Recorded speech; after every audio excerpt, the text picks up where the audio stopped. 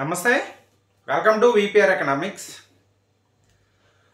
Industrial topic సంబంధించి పారిశ్రామిక విధాన తీర్మానాల గురించి చర్చించుకుంటూ ఉన్నాం. ఈ వీడియోలో 1990లో తీసుకొచ్చినటువంటి పారిశ్రామిక తీర్మానం, అదేవిధంగా ఆర్థిక సంస్కరణలో భాగంగా 1991లో తీసుకొచ్చినటువంటి పారిశ్రామిక తీర్మానాల గురించి ఈ వీడియోలో డిస్కస్ చేద్దాం. ఈ 1990 మొదటిగా 1990లో తీసుకొచ్చినటువంటి పారిశ్రామిక తీర్మానం గురించి మనం చూసుకున్నట్లయితే 1990 పారిశ్రామిక తీర్మానం. ఈ 1990లో తీసుకొచ్చినటువంటి ఈ పారిశ్రామిక తీర్మానాన్ని ప్రవేశపెట్టినటువంటి అప్పటి పరిశ్రమల శాఖ మంత్రి అయినటువంటి అజిత్ సింగ్ గారు దీన్ని ప్రవేశపెట్టారు. అజిత్ సింగ్ ఈ అజిత్ సింగ్ గారు 1990లో ఒక పారిశ్రామిక విధాన తీర్మానాన్ని ప్రవేశపెట్టారు. ఈ పారిశ్రామిక విధాన తీర్మానంలోనే మనకి సిడ్బీని ఏర్పాటు చేశారు. సిడ్బీని, small industrial development bank of India, సిడ్బీని ఏర్పాటు చేయడం అనేది జరిగింది. అలాగే రిజర్వ్డ్ లిస్ట్ అని చెప్పుకున్నాం. ఈ రిజర్వ్డ్ లిస్ట్ అనేది అంటే కొన్ని రకాలైనటువంటి ఉత్పత్తుల్ని కొన్ని పరిశ్రమలు మాత్రమే, పెద్ద చిన్న భారీ పరిశ్రమలు ఉన్నాయి కదా, సో ఈ చిన్న పరిశ్రమలకు మాత్రమే వాటిని రిజర్వ్డ్ చేయడం అనేది జరిగింది. కొన్ని రకాల ఉత్పత్తుల్ని వాటిని మనం రిజర్వ్డ్ లిస్ట్గా చెప్తాం. ఈ రిజర్వ్డ్ లిస్ట్ని 836కి పెంచడం అనేది జరిగింది. రిజర్వ్డ్ లిస్ట్ని 836 ఐటమ్స్కి పెంచడం అనేది జరిగింది. ఏ పారిశ్రామిక విధాన తీర్మానంలో అంటే 1990లో తీసుకొచ్చినటువంటి పారిశ్రామిక విధాన తీర్మానంలో ఉత్పత్తుల యొక్క రిజర్వ్డ్ లిస్ట్ అనేది 836కి పెంచడం అనేది జరిగింది. అలాగే మనకి చిన్న పరిశ్రమల యొక్క పెట్టుబడి పరిమితిని టైనీ పరిశ్రమలు లేదా సూక్ష్మ పరిశ్రమలు అంటాం. ఈ సూక్ష్మ పరిశ్రమల యొక్క పెట్టుబడి పరిమితిని 5 లక్షలకి పెంచారు. 5 లక్షలకు పెంచారు. అలాగే చిన్న పరిశ్రమల యొక్క పెట్టుబడి పరిమితిని 60 లక్షలకి పెంచారు. 60 లక్షలకి పెంచడం అనేది జరిగింది.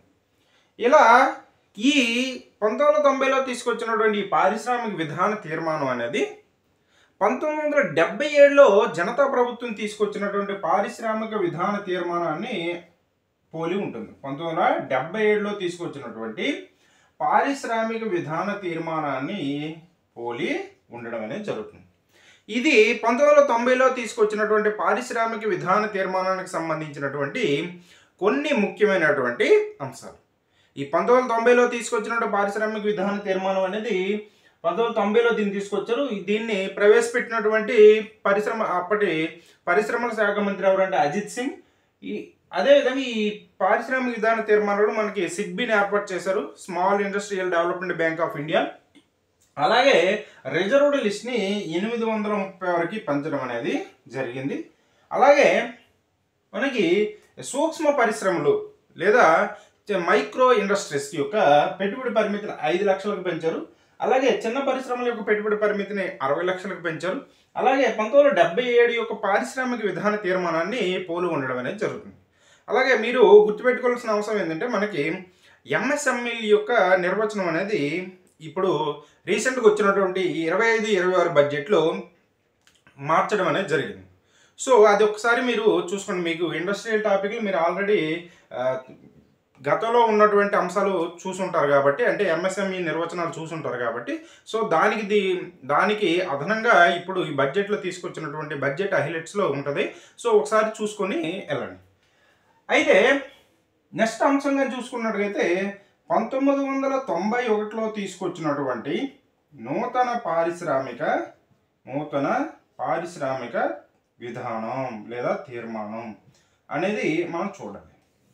ఈ నూతన పారిశ్రామిక విధాన తీర్మానం అనేది ఆర్థిక సంస్కరణలో భాగంగా 1991లో ఈ విధానాన్ని తీసుకొచ్చారు, పారిశ్రామిక తీర్మానాన్ని తీసుకొచ్చారు. ఆర్థిక సంస్కరణల్ని మేజర్ రిఫార్మ్స్గా చెప్తే ఈ పారిశ్రామిక తీర్మానాన్ని మైనర్ రిఫార్మ్స్గా చెప్పడం అనేది జరుగుతుంది. అంటే ఆర్థిక సంస్కరణలో భాగంగా దీన్ని తీసుకొచ్చారు. అయితే ఈ 1991లో ఈ పారిశ్రామిక విధాన తీర్మానం తీసుకురావడానికి ముందు ఉన్నటువంటి పరిస్థితులు ఏంటి అనేది ఒకసారి మనం చూసుకున్నట్టయితే, సో ఆర్థిక సంస్కరణలో మనం చెప్పుకున్నటువంటి అంశాలే ఇందులో కూడా వస్తాయి. సో ఆర్థిక సంస్కరణలు తీసుకురావడానికి ముందు ఉన్నటువంటి అంశాలే ఇందులో వస్తాయి. ప్రధానంగా మనం 1991కి వచ్చేటప్పటికి భారతదేశంలో బిఓపి క్రైసిస్ అనేది బ్యాలెన్స్ ఆఫ్ పేమెంట్స్ క్రైసిస్ అనేది ఏర్పడింది. సో ఎందుకోసం అంటే ఆ టైంలో గల్ఫ్ సంక్షోభం అనేది, అంటే భారతదేశం ఆయిల్ దిగుమతి చేసుకునేటటువంటి ఎక్కువ కంట్రీస్లో కొన్ని సంక్షోభాలు ఏర్పడడం వల్ల ఈ ఆయిల్ ప్రైసెస్ అనేవి విపరీతంగా పెరిగింది. సో ఆయిల్ ప్రైసెస్ పెరిగితే ఆటోమేటిక్గా ఇన్ఫ్లేషన్ కూడా పెరుగుతుంది, అన్నిటిపైన ప్రభావం అనేది చూపెడుతుంది. అలా భారతదేశంలో ఈ ఆయిల్ సంక్షోభం వల్ల మనం ఆయిల్ దిగుమతి చేసుకోవడానికి విదేశీ మారక నిల్వలు ఎక్కువగా చెల్లించాల్సి వచ్చేది. సో ఆ విధంగా విదేశీ మారక నిల్వలు అనేవి కరిగిపోయింది. ఈ విధంగా ఈ బిఓపి క్రైసిస్ అనేది ఏర్పాటైంది. ఎప్పటికంటే 1991 నాటికి 1991 నాటికి బిఓపి క్రైసిస్ అనేది ఏర్పడింది. బిఓపి క్రైసిస్ అనేది వచ్చింది. అలాగే ఈ ఆయిల్ ప్రైసెస్ పెరగడం వలన మన దేశంలో ఉన్నటువంటి విదేశీ మారక నిల్వలు తగ్గిపోయినాయి. ఆ 1991 జూన్కి వచ్చేటప్పటికి భారతదేశంలో ఈ విదేశీ మారక నిల్వలు అనేవి 1991 జూన్కి వచ్చేటప్పటికి ఈ విదేశీ ఫారెన్ ఎక్స్చేంజ్ రిజర్వ్స్ అనేవి 2 వీక్స్కి సరిపడే మాత్రమే ఉన్నాయి. 2 వారాలకు సరిపడే, అంటే 2 వారాల పాటు మన వస్తువులు దిగుమతి చేసుకోవడానికి అవసరపడేటటువంటి రిజర్వ్స్ మాత్రం మన దగ్గర ఉన్నాయి. అలాగే ఈ గల్ఫ్ సంక్షోభం వలన ఆయిల్ రేట్లు పెరగడం వలన భారతదేశంలో ద్రవ్యోల్బణం కూడా విపరీతంగా పెరిగిపోయింది. 2 అంకెల స్థాయిని ఈ ద్రవ్యోల్బణం చేరుకుంది. అలా ఈ 1991కి వచ్చేటప్పటికి ఈ ద్రవ్యోల్బణం అనేది 17% చేరుకుంది. ఇన్ఫ్లేషన్ అనేది 17% చేరుకోవడం అనేది జరిగింది. అలాగే దేశం అనేది ఎక్కువగా ప్రభుత్వ రంగాన్ని నమ్ముకుంది. సామ్యవాదం వైపు అడుగులేయడం వలన అప్పులు కూడా విపరీతంగా చేయాల్సి వచ్చింది. సో అప్పులు విపరీతంగా చేయడం వల్ల ఏ లోటు పెరుగుతుంది? కోసా లోటు కూడా పెరుగుతుంది. సో ఈ కోసా లోటు కూడా జీడిపిలో 8.4% కోసా లోటు కూడా పెరిగిపోయింది. భారతదేశంలో కోసా లోటు పెరిగిపోయింది, ద్రవ్యోల్బణం పెరిగిపోయింది, విదేశీ మారక నిల్వలు అనేవి తగ్గిపోయినాయి. సో ఇటువంటి పరిస్థితుల్లో భారతదేశానికి, అలాగే గల్ఫ్ కంట్రీస్లో ఉన్నటువంటి భారతీయులు భారతదేశానికి పంపించేటటువంటి ఈ ప్రైవేట్ రెమిటెన్సెస్ కూడా తగ్గిపోయింది. ఇటువంటి సందర్భంలో బయటపడడానికి భారతదేశానికి ఐఎంఎఫ్ అనేది సహాయ సహకారాలు అందించింది. అయితే ఐఎంఎఫ్ అనేది అనేక నియమ నిబంధనలు విధించి, షరతులు విధించి సహాయం చేసింది. వాటిలో భాగంగా కొన్ని సంస్కరణలు అనేది సూచించింది. ఈ సంస్కరణలు నువ్వు ప్రవేశపెడితేనే నీకు సహాయం అనేది అందిస్తాను అని నియమాలు పెట్టింది. వాటిలో భాగంగానే మనకి ఈ మన్మోహన్ సింగ్ గారు, పివి నరసింహారావు గారు ఈ కొత్త సంస్కరణలు తీసుకొచ్చేయడం అనేది జరిగింది. సో వాటిలో ఆ మెమొరాండంలో ఇవన్నీ అంశాలని పేర్కొనడం అనేది జరిగింది. సో ఈ నూతన సంస్కరణలో భాగంగానే ఈ నూతన పారిశ్రామిక విధానాన్ని తీసుకురావడం అనేది జరిగింది. ఇది నూతన పారిశ్రామిక విధాన తీర్మానం ఎప్పుడు తీసుకొచ్చారంటే ప్రధానంగా మనకి 1991 జూలై 23న దీన్ని ప్రకటించడం అనేది జరిగింది. జూలై 23న ప్రకటించారు. అయితే జూలైలో ప్రకటించినటువంటి ఈ పారిశ్రామిక తీర్మానం అనేది భారీ పరిశ్రమలకు సంబంధించి ప్రకటించారు. భారీ పరిశ్రమలు, ఈ భారీ పరిశ్రమలకు సంబంధించి జూలైలో ప్రకటించారు. అదేవిధంగా ఆగస్టులో చిన్న పరిశ్రమలకు సంబంధించి ప్రకటించడం అనేది జరిగింది. జూలైలో భారీ పరిశ్రమలకు సంబంధించి ప్రకటించారు. ఆగస్టులో చిన్న పరిశ్రమలకు సంబంధించి ఈ పారిశ్రామిక తీర్మాన ప్రకటన అనేది చేయడం అనేది జరిగింది. ఈ ప్రధానంగా ఈ పారిశ్రామిక విధాన తీర్మానంలో తీసుకొచ్చినటువంటి సంస్కరణలు ఏవి, కొత్త అంశాలు ఏంటి అనేది మనం చూసుకున్నట్టుగైతే dereservation of the industries,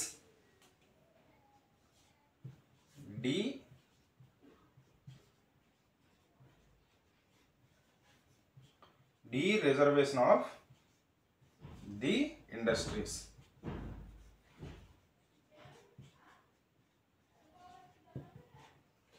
మనకి 1956లో తీసుకొచ్చినటువంటి పారిశ్రామిక విధాన తీర్మానంలో పరిశ్రమలు ఏబిసి కేటగిరీలుగా షెడ్యూల్స్గా విభజించి మనకి షెడ్యూల్ ఏలో 17 పరిశ్రమల్ని ప్రభుత్వ రంగానికి కేటాయించడం అనేది జరిగింది.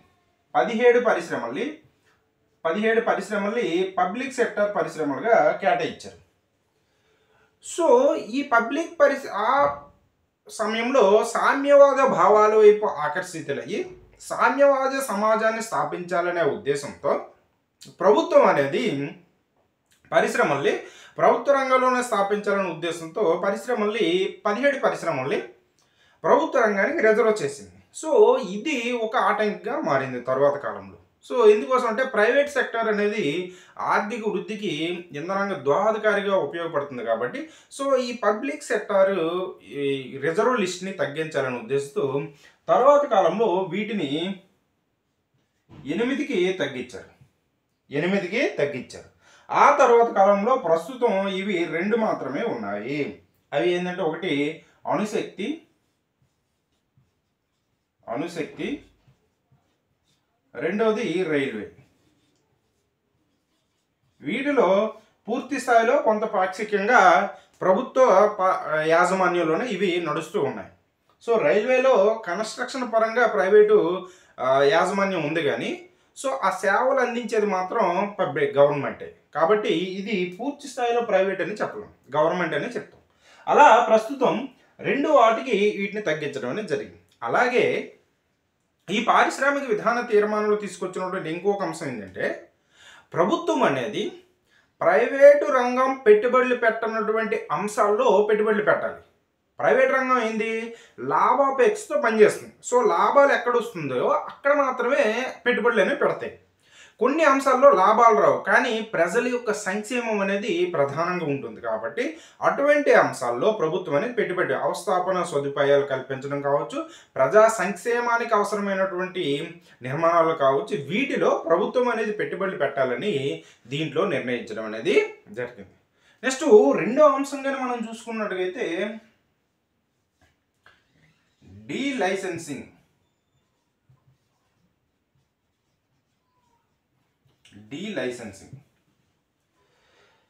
మనకి 1951లో తీసుకొచ్చినటువంటి ఐడిఆర్ఏ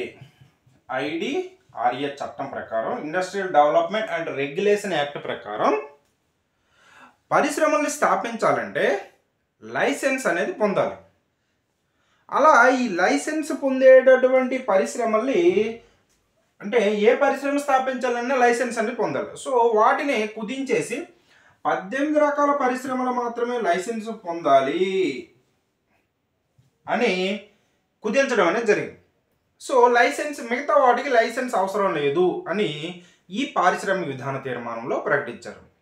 1951లో తీసుకొచ్చినటువంటి ఐడిఆర్ఏ చట్టం ప్రకారం ప్రైవేట్ రంగంలో పరిశ్రమల్ని స్థాపించాలంటే పర్మిషన్ అనేది ఎల్పిక్యూ అంటాం, లైసెన్సింగ్ పర్మిట్ కోటా విధానం అమలైంది. సో దాది కొంత ప్రతిబంధకంగా ఉంది, ఆర్థిక అభివృద్ధికి దేశ వృద్ధికి కొంత ప్రతిబంధకంగా ఉందనే ఉద్దేశంతో వాటిని తగ్గించేయడం అనేది జరిగింది.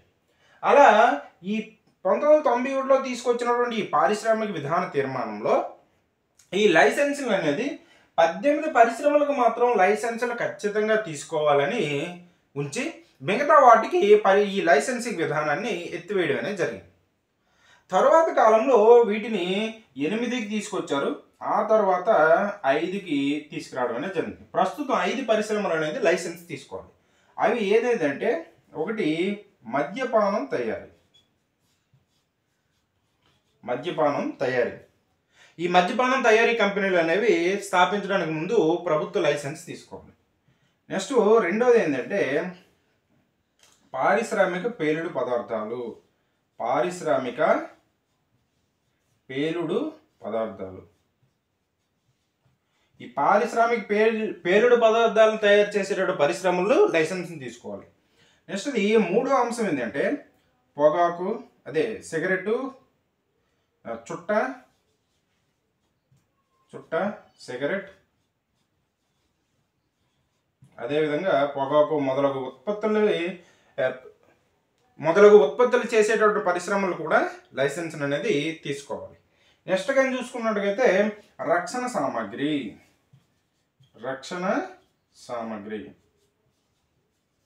ఈ రక్షణ సామాగ్రి తయారు చేసేటటువంటి పరిశ్రమలు కూడా లైసెన్స్లు అనేవి తీసుకోవాలి. నెక్స్ట్ కానీ మనం చూసుకున్నట్టుగైతే ఐదో అంశం కానీ చూసుకున్నట్టుగైతే హానికర రసాయనాలు తయారు చేసేటటువంటి పరిశ్రమలు. హానికర రసాయనాలు. ఈ 5 రకాలైనటువంటి పరిశ్రమలు అనేవి ఖచ్చితంగా లైసెన్సులు అనేవి తీసుకోవాలి. మొదట్లో అయితే ఏ పరిశ్రమ స్థాపించాలన్నా లైసెన్స్ తీసుకోవాలి. 1991 పారిశ్రామిక విధాన తీర్మానంలో దీన్ని 18 పరిశ్రమలకు మాత్రం పరిమితం చేశారు. ఈ 18 రకాల పరిశ్రమలు అనేవి స్థాపించడానికి లైసెన్స్ తీసుకోవాలి. తర్వాత కాలంలో వీటిని 8కి కుదించారు. తర్వాత కాలంలో వీటిని 5కి కుదించడం అనేది జరిగింది. సో 5 పరిశ్రమలు ఖచ్చితంగా లైసెన్స్ అనేది తీసుకోవాలి. నెక్స్ట్ చూసుకున్నట్టుగైతే ఎంఆర్టీపీ లిమిట్ రద్దు. MRTP limit abolition.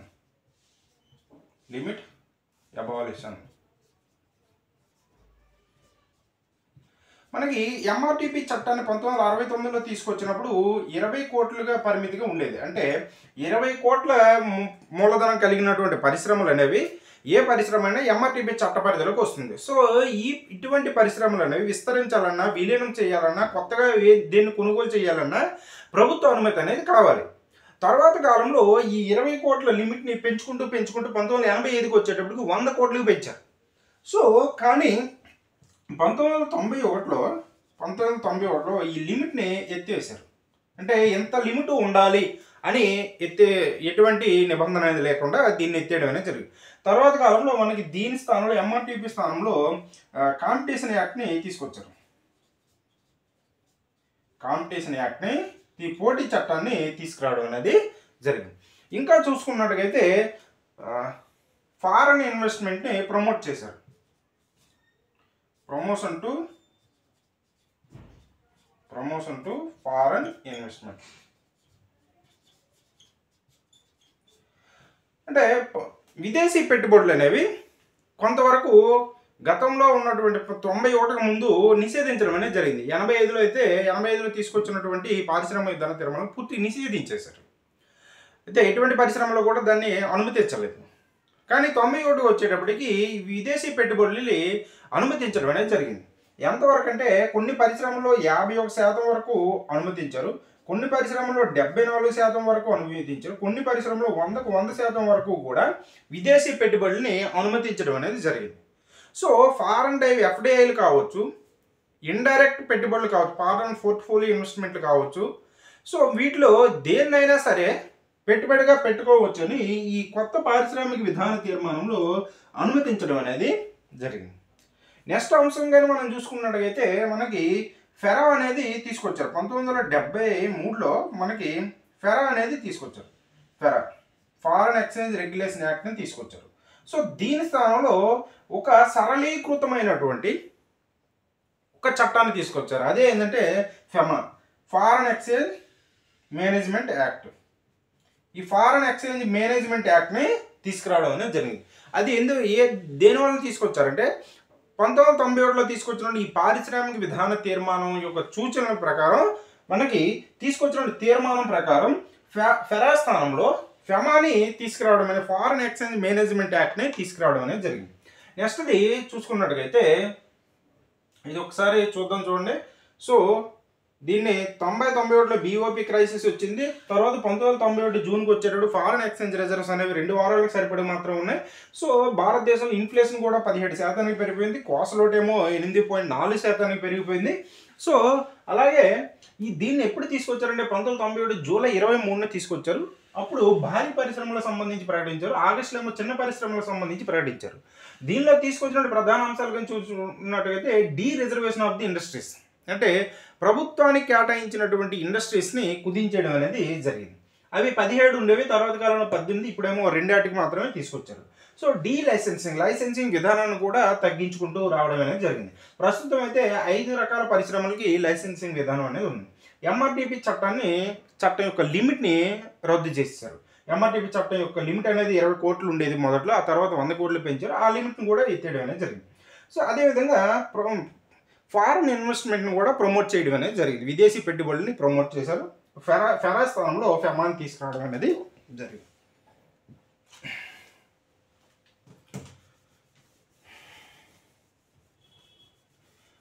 ఈ పారిశ్రామిక విధాన తీర్మానంలో నెక్స్ట్ తీసుకొచ్చినటువంటి మరికొన్ని అంశాలు మనం చూసుకున్నట్టయితే కాయలా పడ్డ పరిశ్రమలు అంటే కాయలు పడ్డ పరిశ్రమలు కాదు. సో అంటే వాటిలో నష్టాలు వచ్చి మూతపడడానికి రెడీ అయిపోయినటువంటి పరిశ్రమలుగా మనం చెప్తాం. సో ఇటువంటి పరిశ్రమల విషయంలో ఏం జరిగింది అనేది మనం ఒకసారి కానీ మనం చూసుకున్నట్టయితే ఈ కాయలా పడ్డ పరిశ్రమలు,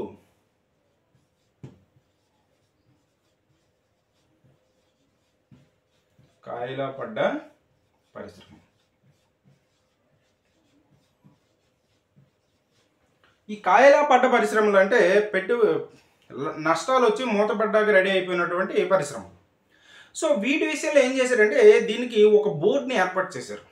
ఆ బోర్డు అనేది ఈ పరిశ్రమల్ని పరిశీలించి దీన్ని మూసివేయాలా లేదా ప్రభుత్వం అనేది పెట్టుబడులు పెట్టాలా, పెట్టుబడులు పెట్టి మరలా దీన్ని రన్ చేయాలా అనేటువంటి అంశాలు అనేవి ఈ బోర్డు అనేది రెఫర్ చేయడం అనేది జరుగుతుంది.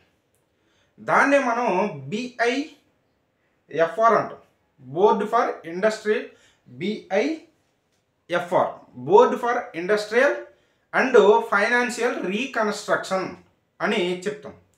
అలాగే ఈ ప్రభుత్వ రంగ సంస్థల్లో పనిచేసే కాయలా పడ్డ ప్రభుత్వ రంగ సంస్థల్లో పనిచేసేటటువంటి ఉద్యోగులకి సాంఘిక భద్రతను కల్పించడానికి NRF అనేటటువంటి దాన్ని ఏర్పాటు చేశారు.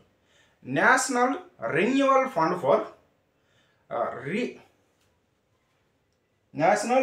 ఫండ్ ఫర్ సోషల్ సెక్యూరిటీ అనేటటువంటి దాన్ని ఏర్పాటు చేయడం అనేది జరిగింది. ఇలా ఈ కాయలా పడ్డ పరిశ్రమల్ని పరిశీలించి ప్రభుత్వానికి నివేదించడం కోసమని ఒక బోర్డు ఏర్పాటు చేశారు. అది ఏంటంటే BIFR. ఇదేంటంటే board for industrial finance, board for industrial financial reconstruction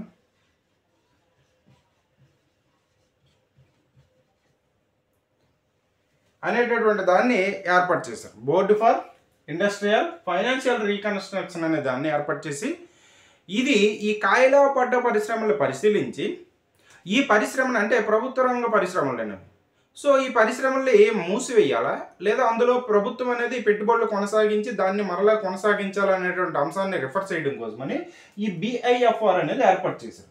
అలాగే NRF అనే దాన్ని కూడా ఏర్పాటు చేశారు. 1992లో NRF అనేది ఏర్పాటు చేశారు. అంటే national renewal fund for social securities, దీన్ని ఏర్పాటు చేశారు. అంటే కాయలో పడ్డటువంటి ప్రభుత్వ రంగ పరిశ్రమలో పనిచేసేటటువంటి ఉద్యోగుల యొక్క సాంఘిక భద్రత గురించి ఇది చర్యలు తీసుకోవడం అనేది జరుగుతుంది. తర్వాత కాలంలో దీన్ని 2000 సంవత్సరంలో దీన్ని రద్దు చేసేయడం అనేది జరిగింది. ప్రభుత్వ రంగ సంస్థని ఈ NRFని రద్దు చేసేయడం అనేది జరిగింది. ఇది కాయలా పడ్డ పరిశ్రమ. నెక్స్ట్ FIPB అంటే foreign investment promotion board, foreign investment promotion board. ఈ ఫారెన్ ఇన్వెస్ట్మెంట్ ప్రమోషన్ బోర్డుని ఏర్పాటు చేశారు. అంటే ప్రభుత్వం అనేది ఇంతకు ముందు 91కి ముందు ఈ ఫారెన్ ఇన్వెస్ట్మెంట్ని నియంత్రించేటటువంటి సంస్థగా ఉండేది. నియంత్రణ అధికారాన్ని నియంత్రణ చెలాయించేదానికి ఉండేది. కానీ ఇప్పుడు ఏంటంటే ఫారెన్ ఇన్వెస్ట్మెంట్ని ఎంకరేజ్ చేసేటటువంటి దానికి మాత్రమే పరిమితమయ్యి ఈ బోర్డు అనేది ఎఫ్ఐపిబి అనేది ఈ విదేశీ పెట్టుబడులను పరిశీలించి అనుమతులు ఇవ్వడం అనేది జరుగుతుంది. సో ఇది ఒక రకమైనటువంటి ఇండివిజువల్ బాడీగా పనిచేసి ప్రభుత్వం మాత్రం ఎంకరేజ్ చేసే సంస్థగా ఉంటుంది, ఎటువంటి సంబంధం ఉండదు. సో ఇక్కడ విదేశీ పెట్టుబడులు ఇది పరిశీలించి వారికి అనుమతులు ఇవ్వడం అనేది జరుగుతుంది. అలాగే ఇతర దేశాల నుంచి ఈ సాంకేతిక పరిజ్ఞానాన్ని బదలాయించుకునేటటువంటి అంశంలో ప్రధానమైనటువంటి 34 పరిశ్రమలకి 34 రకాలైనటువంటి పరిశ్రమలకి అనుమతులు ఇవ్వడం అనేది జరిగింది. 34 రకాలైనటువంటి పరిశ్రమలకి ఈ సాంకేతిక పరిజ్ఞానాన్ని ఇతర దేశాల నుంచి బదలాయింపు చేసుకోవడానికి, ట్రాన్స్ఫర్ చేసుకోవడానికి అనుమతి ఇవ్వడం అనేది జరిగింది. నెక్స్ట్ కానీ మనం చూసుకున్నట్టుగైతే location of industries. Location of industries. ఈ లొకేషన్ ఆఫ్ ఇండస్ట్రీస్ అనేటువంటి అంశాన్ని చూస్తే పరిశ్రమల్ని ప్రధానంగా 2 వర్గాలుగా విభజించుకున్నారు. అంటే కాలుష్యకారకమైనటువంటి పరిశ్రమలు, కాలుష్య రహితమైనటువంటి పరిశ్రమలుగా విభజించారు. సో కాలుష్య రహితమైనటువంటి పరిశ్రమలు అనేవి ఎక్కడైనా ఏర్పాటు చేసుకోవచ్చు.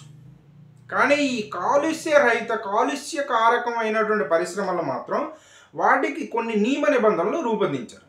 అలా రూపొందించిన నియమ నిబంధనలో ప్రధానమైనది ఏంటంటే ఈ కాలుష్యకారక పరిశ్రమలు అనేవి మెట్రోపాలిటన్ నగరాలు ఉంటాయి కదా, 10 లక్షల జనాభా కంటే ఎక్కువ జనాభా ఉన్నటువంటి నగరాల్లో స్థాపించకూడదు. వాటిని ఎక్కడ స్థాపించాలంటే ఆ నగరానికి ఈ 10 లక్షల జనాభా కంటే ఎక్కువ జనాభా ఉన్నటువంటి నగరాలకి 25 కిలోమీటర్ల దూరంలో ఈ కాలుష్యకారక పరిశ్రమల్ని స్థాపించుకోవచ్చు. అలాంటి నిబంధన రూపొందించారు. అంటే 10 లక్షల జనాభా కలిగినటువంటి ప్రాంతాలకి 25 కిలోమీటర్ల దూరంలో ఈ పొల్యూషన్ ఇండస్ట్రీస్ని స్థాపించుకోవచ్చు. అంటే పొల్యూషన్ ఇండస్ట్రీస్ అంటే పొల్యూషన్ కోసం ఏర్పాటు చేసిన కాదు. సో ఇండస్ట్రీస్ వలన పొల్యూషన్ అనేది ఏర్పడుతుంది. అలా పొల్యూషన్ ఏర్పడేటటువంటి పరిశ్రమల్ని ఈ మెట్రో నగరాలకి 25 కిలోమీటర్ల దూరంలో మాత్రమే ఏర్పాటు చేసుకోవడానికి అవకాశం. మిగతా ఇండస్ట్రీస్ని ఈ కాలుష్యం లేనటువంటి కాలుష్య రహితమైనటువంటి ఇండస్ట్రీస్ని ఎక్కడైనా స్థాపించుకోవడానికి అవకాశం ఇవ్వడం అనేది జరిగింది. నెక్స్ట్ది ఈక్విటీ నిబంధన ఎత్తివేశారు. ఈక్విటీ నిబంధన అంతే ఏంటంటే పరిశ్రమలకి బ్యాంకులు అనేవి రుణాలు ఇచ్చాయనుకోండి, ఆ రుణాలని ఈ పరిశ్రమలు తిరిగి చెల్లించలేనప్పుడు బ్యాంకులు ఏం చేసేవంటే ఆ ఇచ్చినటువంటి రుణాల్లో కొంత వాటాగా మలిచేసేవి. సో అది ఇండైరెక్ట్గా ఏమవుతుంది, మరలా ప్రభుత్వ రంగమే అవుతుంది. అది ఎలా అంటే ఇప్పుడు మనకి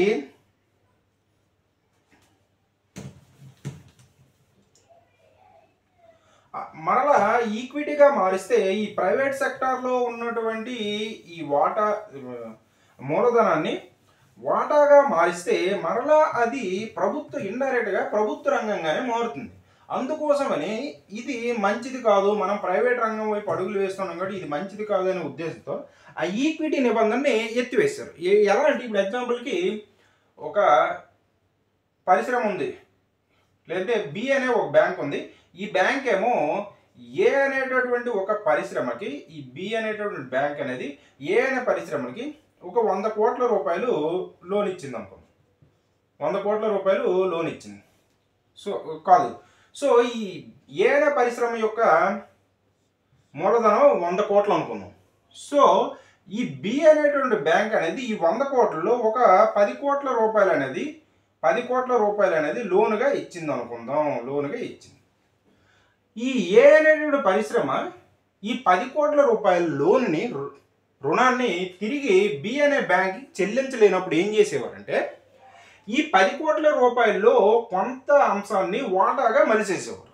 అంటే ఇప్పుడు ఈ వాటాగా మలిస్తే ఏమవుతుంది, ఈ 100 కోట్ల మూలధనంలో 10 కోట్ల లోన్ అనేది ఉంది. సో అందులో 5 కోట్లు, ఎగ్జాంపుల్కి 5 కోట్లు ఈక్విటీగా మార్చారనుకోండి, అప్పుడు ఈ 5 కోట్ల రూపాయలు విలువైనటువంటి వాటాలు అనేవి ఈ పరిశ్రమలో బి అనే బ్యాంకుకి వస్తాయి. అయితే ఇక్కడ ప్రాబ్లం ఏమవుతుందంటే మనకి అప్పటికే బ్యాంక్ వెళ్ళి జాతీయం చేసేయడం అనేది జరిగింది. జాతీయం చేస్తారు. సో ప్రైవేటు పరిశ్రమల్లో ఈ రుణాలు ఇవ్వలేనటు తిరిగి చెల్లించిన పరిశ్రమలు ఈ రుణాలకి ఎంత ఉంటే అంత లేదా అందులో కొంత అమౌంట్ని ఈక్విటీగా వాటాగా మార్చేసేవారు. సో ఆ వాటాలు ఎవరు కలిగి ఉన్నట్టుగా? ప్రభుత్వమే కలిగి ఉన్నట్టుగా. ఎలా అంటే అప్పటికే బ్యాంకుల్ని జాతీయం చేస్తారు కాబట్టి, సో బ్యాంకులు అనేవి ప్రభుత్వ ఆధీనంలో ఉన్నాయి కాబట్టి, సో ఇండైరెక్ట్గా మరలా ప్రభుత్వ రంగంలోకే ఈ పరిశ్రమలు వెళ్తున్నాయి. కాబట్టి ఆ నిబంధనని తొలగించడం అనేది జరిగింది. సో ఆ విధంగా ఈ ఈక్విటీ నిబంధనని తొలగించడం అనేది జరిగింది. నెక్స్ట్ది చిన్న పరిశ్రమలు, టైనీ పరిశ్రమలు.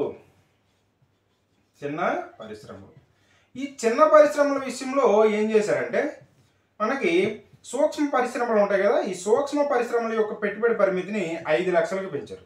అలాగే చిన్న పరిశ్రమల యొక్క పెట్టుబడి పరిమితిని 60 లక్షలకు పెంచారు. అదేవిధంగా అనుసంఘిక పరిశ్రమలు, ఈ అనుసంఘిక పరిశ్రమల యొక్క పెట్టుబడి పరిమితిని 75 లక్షలకి పెంచడం అనేది జరిగింది. ఇది ఈ విధంగా చిన్న పరిశ్రమల విషయంలో వాటి యొక్క పెట్టుబడి పరిమితిని, మూలధన పరిమితిని పెంచడం అనేది జరిగింది. ఇది మనం ఈ 1991లో తీసుకొచ్చినటువంటి పారిశ్రామిక విధానానికి సంబంధించి మనకి అన్ని బుక్కులలో ఉన్నటువంటి అంశాలన్నీ కూడా తీసుకుని చెప్పేశాం. చిరంజీవి సారు, ఐఎస్ఎన్ రాజు, అదేవిధంగా తెలుగు అకాడమీ, అదేవిధంగా విజేత కాంపిటీషన్, అదేవిధంగా ఇంగ్లీష్ మీడియంలో ఉన్నటువంటి రమేష్ సింగ్, మొత్తం అన్ని బుక్కుల్లో ఉన్నటువంటి బెస్ట్ అంశాలను తీసుకొని మనం చెప్పుకోవడం అనేది జరిగింది. దీనికి సంబంధించినటువంటి అంశాలు అనేవి అన్నీ కూడా మనం చెప్పుకునే ఎక్కడ ఏ విషయాన్ని కూడా వదిలేదు. ఇంతకు మించి మీకు ఏ బుక్లో కూడా ఉండకపోవచ్చు నాకు తెలిసి, ఎందుకంటే మనం బెస్ట్ బుక్సే తీసుకొని చెప్పుకుంటూ ఉన్నాం కాబట్టి ఇదే ఫైనల్. మనకి 91కి సంబంధించినటువంటి అంశాలన్నీ కూడా ఇదే ఫైనల్గా మనం చెప్పడం అనేది జరుగుతుంది. ఇది మనం ఈ వీడియోలో చెప్పుకున్నటువంటి అంశం. ఈ వీడియో కానీ మీకు నచ్చినట్టయితే లైక్ చేయండి, షేర్ చేయండి, సబ్స్క్రైబ్ చేయండి. Thank you.